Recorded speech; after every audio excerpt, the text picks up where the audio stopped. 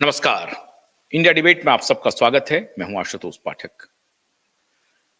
मित्रों, आज 8 मार्च है और आप सबको महिला दिवस की हार्दिक शुभकामनाएं और खास तौर से आधी आबादी देश की और दुनिया की आधी आबादी को क्वाइप नेटवर्क की हार्दिक शुभकामनाएं।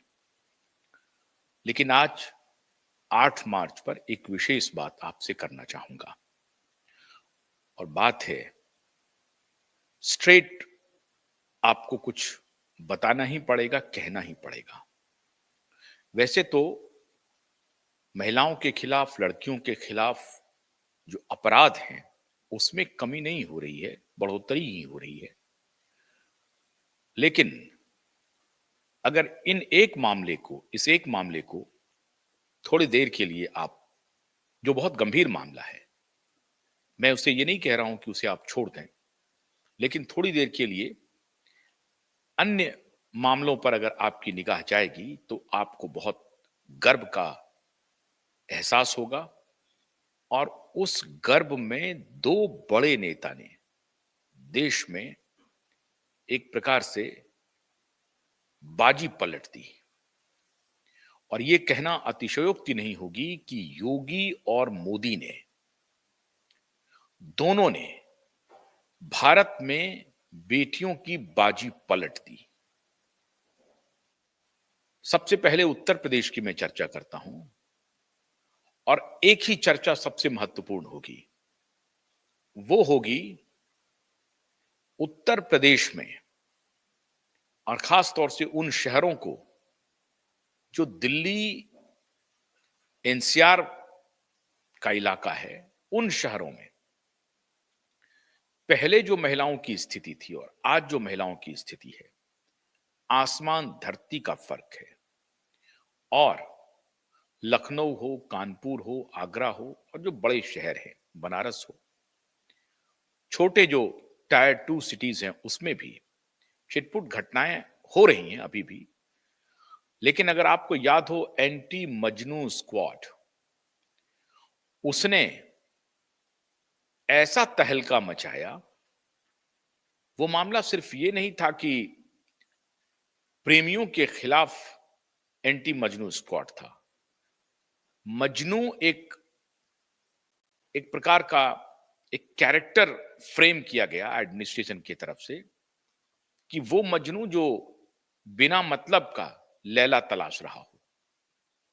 ऐसे मजनुओं के खिलाफ योगी के पुलिस के डंडे शुरू हो गए और उसका नतीजा यह हुआ कि उत्तर प्रदेश में एंटी मजनू स्क्वाड ने वो कोहराम मचाया कि अब बेटियां खुद को एम्पावर्ड महसूस करने लगी हैं, सुरक्षित महसूस करने लगी हैं। वरना सरेआम ये गुंडे लड़कियों को छेड़ने का काम करते थे और ऐसा लगता था कि पुलिस की खौफ ही नहीं है, पुलिस का कोई इकबाल नहीं है। कुछ दिन पहले एक वीडियो वायरल हुआ था पश्चिम बंगाल में सरेआम पूजा करने जा रही लड़कियों को बीच सड़क पर कुछ दूसरे समुदाय के लड़के बीच सड़क पर उनके साथ ईव टीजिंग कर रहे हैं, उनको छेड़ रहे हैं, मोटरसाइकिल से चारों तरफ सर्कल लगा करके उनको छेड़ने की कोशिश कर रहे हैं। ये वीडियो वायरल हुआ। ममता सरकार ने कुछ नहीं किया। वहां उन मजनुओं की एक प्रकार से आरामगाह है पश्चिम बंगाल में और वहां महिला की सरकार है, एक महिला मुख्यमंत्री है। इसलिए मैं कह रहा हूं आपको, योगी और मोदी की तारीफ इसलिए करनी पड़ेगी। आपको अच्छा ना लगे, हो सकता है कुछ लोगों को अच्छा ना लगे, जो प्रतिपक्ष के लोग हों उनको अच्छा ना लगे, लेकिन वो भी दबी जुबान से दिल से ये स्वीकार करेंगे कि जहां महिला मुख्यमंत्री है, वहां महिलाएं, वहां लड़कियां तो असुरक्षित हैं। लेकिन उत्तर प्रदेश जैसे बड़े राज्य में एक भगवादारी मुख्यमंत्री ने ऐसा तहलका मचाया है कि आज बेटियां सुरक्षित महसूस कर रही हैं और इस सुरक्षा का भाव आज 8 मार्च के दिन चर्चा करना मैं समझता हूं सबसे महत्वपूर्ण है। बेटियों के लिए सुरक्षित रहना घर में और घर के बाहर, इससे बड़ी बात कोई हो नहीं सकती है। और ये इकबाल उत्तर प्रदेश के मुख्यमंत्री ने कम से कम उत्तर प्रदेश में तो जरूर साबित किया है अपना इकबाल, और प्रशासन का प्रभाव साफ दिखता है। आज संयोग बस उत्तर प्रदेश के मुख्यमंत्री नोएडा में हैं, कल वो मथुरा में थे जहां हमारा स्टूडियो है।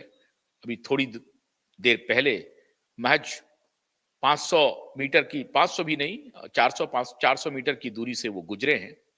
और ये पूरा इलाका एक प्रकार से लग रहा है कि योगीमय हुआ है। लेकिन इसलिए मैं तारीफ नहीं कर रहा हूं, मैं तारीफ इसलिए कर रहा हूं कि पूरे उत्तर प्रदेश में एंटी मजनू स्क्वाड ने ऐसा माहौल बनाया कि आज बेटियां सुरक्षित महसूस कर रही हैं। ये तो एक बात हुई है।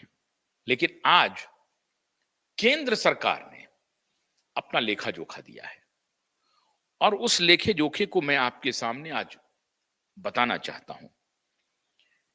ये भले ही आप इसे कहें कि ये केंद्र सरकार क्या कर रही है, लेकिन ऐसी छोटी छोटी बात जिसको लेकर के अगर केंद्र सरकार दावा कर रही है कि हमने पिछले 11 वर्षों में ये काम किए हैं, तो उन्हें इनका हक मिलना चाहिए। अब उनकी कितनी भूमिका रही है, child and women welfare department ने कैसा काम किया है।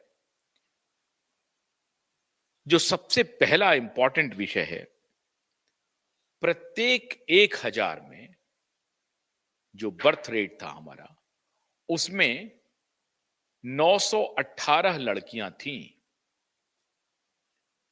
और 918 मतलब 1000 अगर लड़के हैं तो 918 लड़कियां हैं।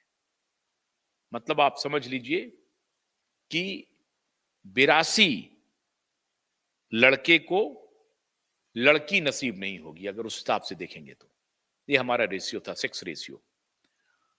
अब वो रेशियो थोड़ा बढ़ गया है, अब वो रेशियो 933 हो गया है। मतलब बेटियों के खिलाफ भ्रूण हत्या में कमी आई है।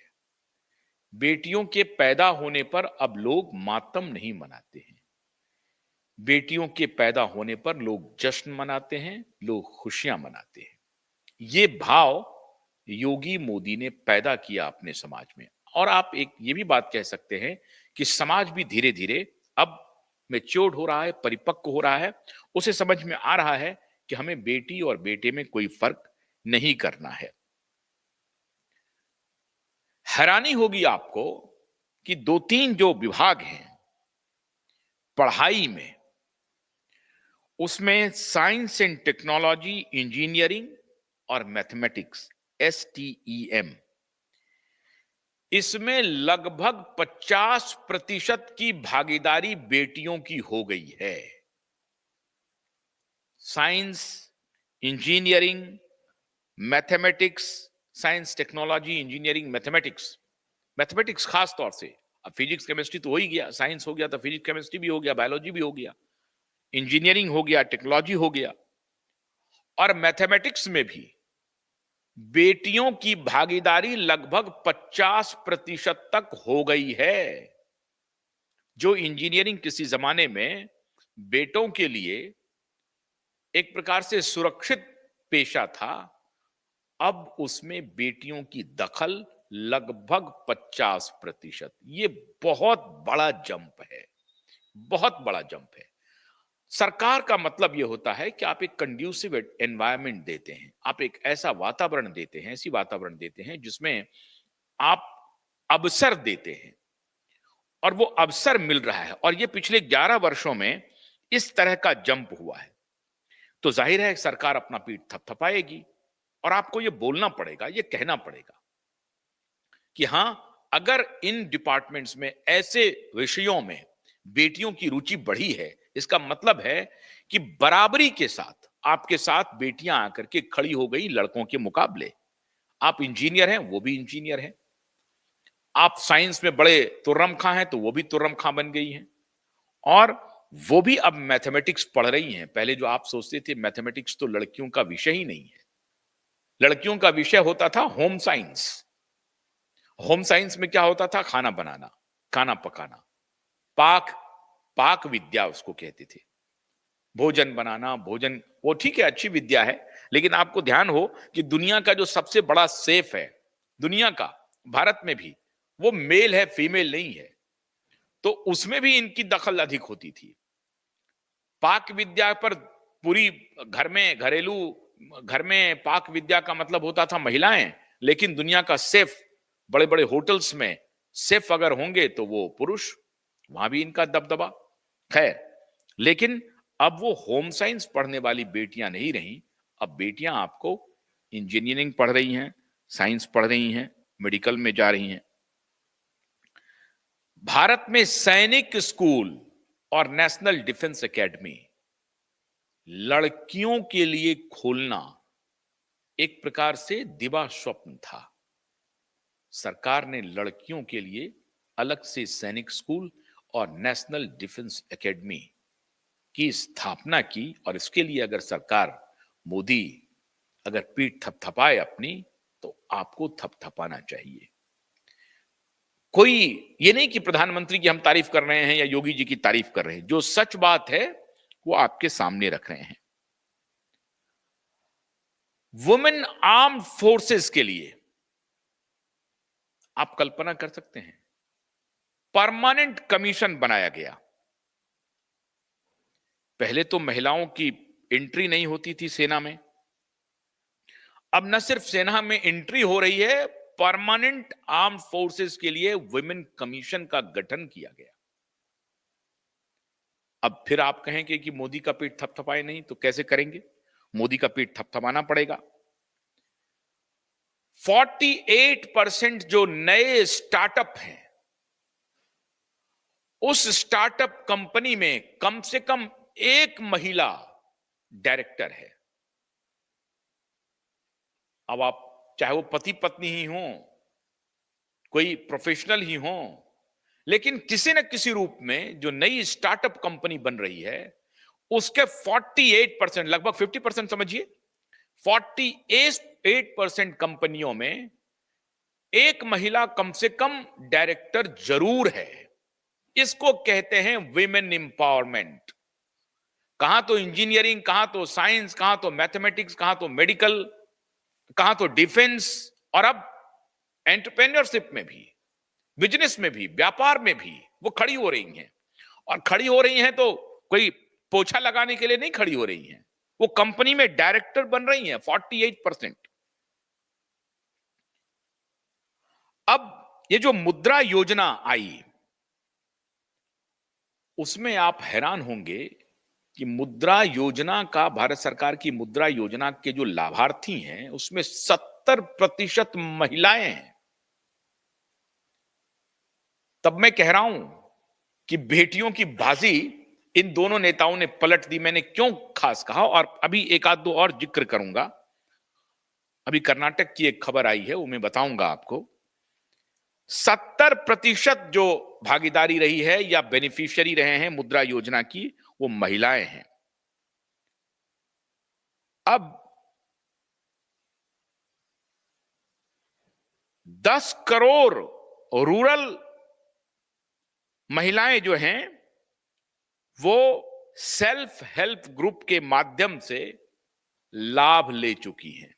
ग्रामीण महिलाएं, जो ग्रामीण इलाकों में जो सेल्फ हेल्प ग्रुप बनाया सरकार ने, उनसे लगभग 10 करोड़ महिलाओं को लाभ मिला है। अब मैटरनिटी लीव का ले लीजिए साहब, पहले 12 सप्ताह का मैटरनिटी लीव होता था, अब वो 26 सप्ताह का मिल रहा है। 12 सप्ताह कहां और कहां 26 सप्ताह, ये मैटरनिटी लीव का है।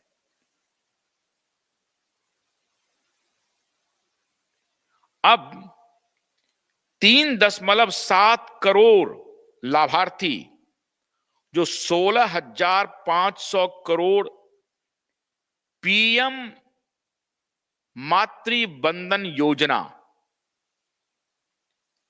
पीएम मातृ बंधन योजना जो है, उसमें लगभग 16,500 करोड़ रुपए दिए गए हैं और जिससे जो लाभार्थी हैं वो उनकी संख्या 3.7 करोड़ है, मतलब 3,70,00,000 के आसपास।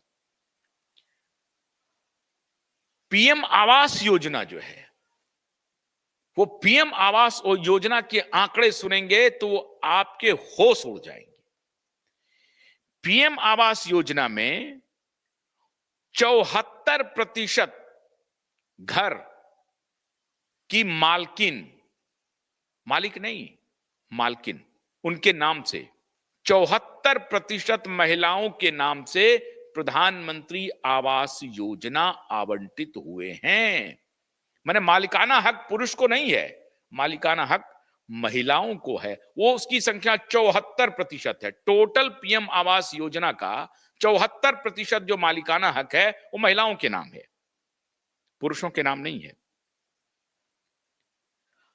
उज्ज्वला गैस के बारे में अभी आप देख रहे हैं, वो 10 करोड़, ये मैं आपको अचीवमेंट अगर सरकार बता रही है तो इस पर जरा आपकी दृष्टि खुलनी चाहिए। 10 करोड़ घरों में उज्ज्वला गैस योजना है। अब उसमें बहुत सारी ये भी होगी, डिस्क्रिपेंसीज भी होगी, कहीं गैस है, चूल्हा है तो कहीं सिलेंडर नहीं है, कहीं सिलेंडर है तो चूल्हा नहीं है, ये सारी डिस्क्रिपेंसीज भी होंगी। लेकिन सत्य यह है कि 10 करोड़ रसोई में महिलाओं के घर में उज्ज्वला गैस स्कीम पहुंचा है। 15 करोड़ घरों में 15 करोड़ घरों में नल जल जो योजना भारत सरकार की थी, उसमें 15 करोड़ घरों में नल जल योजना का कनेक्शन है। नल जल योजना सफलीभूत हुआ है, वहां पानी पहुंचा है नल से, मतलब पानी के पाइप लगाए गए और नलों के द्वारा 15 करोड़ घरों में पानी पहुंचाए गए हैं और उसका सीधा लाभ महिलाओं को ही मिला है, क्योंकि महिलाएं बाहर से पानी लेने जाती थी, पुरुष उसमें बहुत कम सहयोग करते थे। आपने देखा होगा दिल्ली जैसे शहर में महिलाएं आज भी टैंकर के सामने खड़ी रहती हैं। अब पता नहीं केजरीवाल जी ने क्या किया।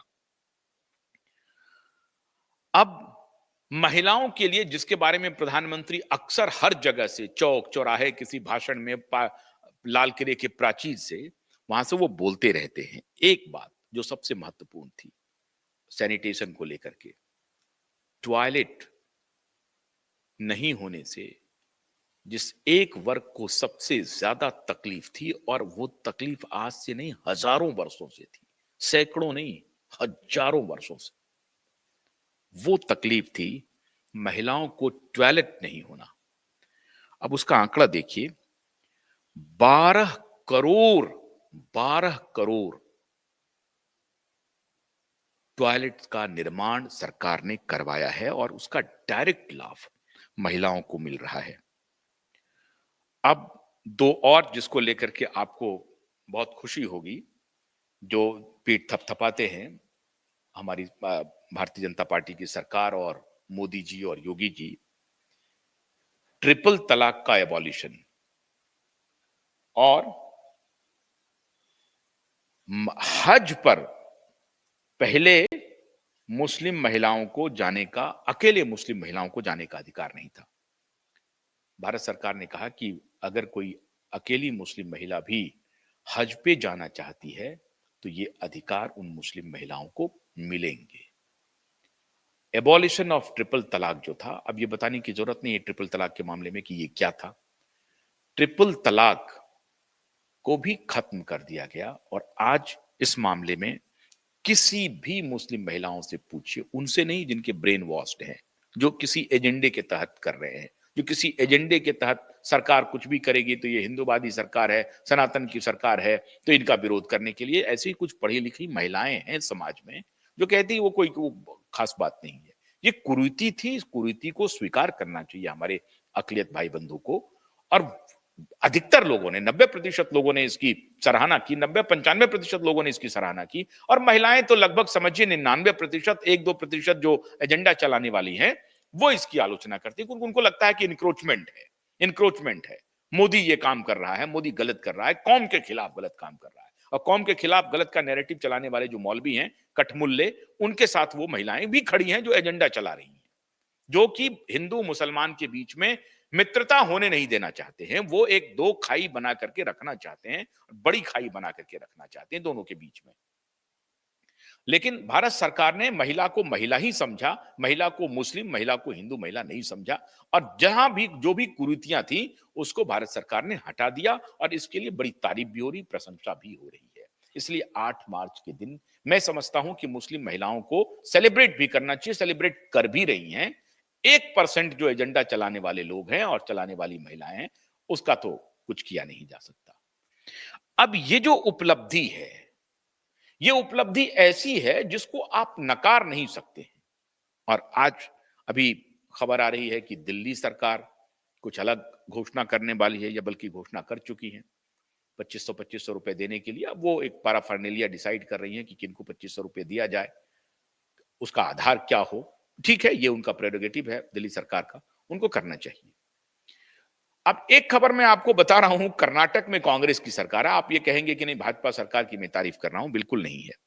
कर्नाटक में, कर्नाटक जैसे स्टेट में जो इतना समृद्ध स्टेट है, लगातार वहां जिस तरह के गुंडागर्दी हो रहे हैं।